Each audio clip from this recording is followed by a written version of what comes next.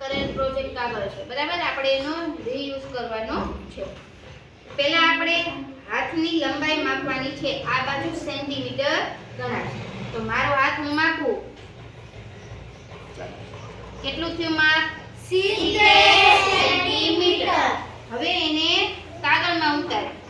અમારા નામનો જ કાગળ છે. જોઈએ હાથ લાંબો થયો છે કે ટૂંકો? હે ને? વધી નથી ગયા ને? જોઈએ આપણે. ચાલો કેટલું થયું? 70. બરાબર.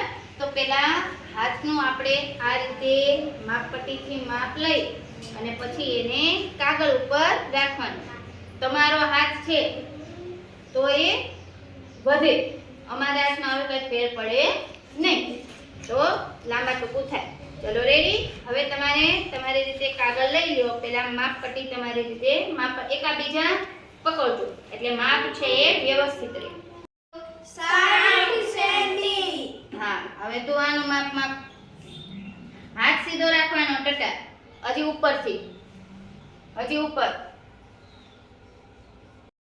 એ આપણે માપપટ્ટીની આની મદદથી લીધું છે, બરાબર. તો 0 થી શરૂ કરીએ તો આ બધાય 10 સેન્ટીમીટરના માપ છે. વચ્ચે જે નાનો લીટો કર્યો છે આપણે અહીંયા, તમે જો તો આમાંય નાનો લીટો દેખાય. જો 20 થી 30 વચ્ચે જોવો તો આ વચ્ચે લીટો દેખાય. ઈ શું બતાવે? 5 સેન્ટીમીટર. તો કે 20 પછી આને શું ગણાય? 25 અને 30. બરાબર. તો અહીંયા આપણે જો આ રીતે જ માપ કરેલા છે બરાબર. આ મોટા હાથ અને આ નાનો હાથ. તો આ થયું માપ. તો આ થઈ હાથની લંબાઈ. આ જે ચાર્ટ આપણે લગાવ્યા એ આપણા હાથની લંબાઈ છે. તમે બધાએ માપ કર્યું ને માપપટ્ટીથી, બરાબર. અને અહીંયા નામ લખેલા છે કે કોની કઈ પટ્ટી છે. રેડી. હવે તમને હું પ્રશ્ન પૂછું ત્યારે તમારે આમાં જોતું જવાનું કે કોની કઈ પટ્ટી છે અને આ માપ જોતું જવાનું. ચાલો હવે આપણે આને કહેવાય આલેખ, સ્તંભ આલેખ. કેવો આલેખ કહેશું? સ્તંભ આલેખ. ચાલો હવે આ સ્તંભ આલેખમાં સૌથી મોટું માપ કોનું છે? હાથનું. લંબે. કેટલા સેન્ટીમીટર? 70. કઈ રીતે ખબર પડી? કેમ કે તેનો હાથ કાગળ મોટો છે, બરાબર. અને અહીંયા આપણને ખબર પડી કે ભાઈ 70 સેન્ટીમીટર છે. અહીંયા માપ આવ્યું. હવે કોના માપની લંબાઈ સરખી તમને લાગે છે આમાંથી? આરવ અને હેત્વી અને યુગ અને બગેતા. આ આરવ, બરાબર. તો આરવનું માપ કેટલું છે? 60 સેન્ટીમીટર. ચાલો 60 હાલ્યા જાય. તો કોનું માપ છે? હેત્વી.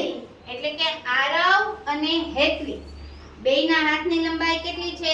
60. એટલે કે સરખી છે. ચાલો સૌથી ઓછા હાથની લંબાઈ કોની છે? સૌથી નાનું માપ કોનું છે? તનુ. હા, દેખાય છે કાગળ કે તનુનું. ચાલો કેટલા સેન્ટીમીટર?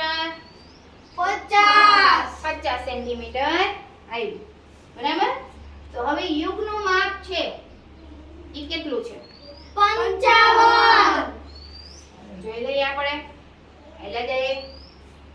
સરસ. 55. બગેતાનું 55. તો કહી શકાય કે બગેતા અને યુગના હાથની લંબાઈ એક સરખી છે. તો આ રીતે આપણે સ્તંભ આલેખથી આપણે શું કર્યું? બધાના હાથની લંબાઈનું તારણ કાઢ્યું. રેડી?